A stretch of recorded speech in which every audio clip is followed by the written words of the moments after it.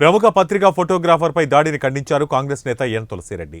సిద్ధం బహిరంగ సభలో వైసీపీ కార్యకర్తలు పత్రికా ఫోటోగ్రాఫర్ శ్రీకృష్ణపై దాడి చేయటం హేయమైన చర్య అన్నారు.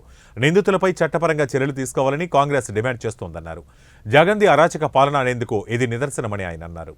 నిన్న రాప్తాడులో జరిగినటువంటి ముఖ్యమంత్రి గారి సిద్ధం బహిరంగ సభలో ఆంధ్రజ్యోతి పత్రికా ఫోటోగ్రాఫర్ శ్రీకృష్ణ మీద వైకాపా కార్యకర్తలు పిడిగుదులు గుద్దడం, వైకాపా జెండా కర్రలతో చితకబాదడం ఇది చాలా దుర్మార్గం.